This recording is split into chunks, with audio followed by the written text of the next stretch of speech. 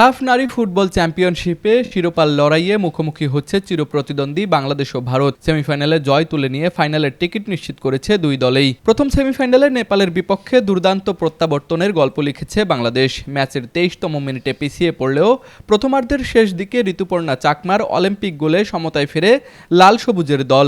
এরপর ম্যাচের অন্তিম মুহূর্তে সাগরিকার জয়সূচক গোলে টানা দ্বিতীয়বারের মতো ফাইনালে ওঠে বাংলাদেশ।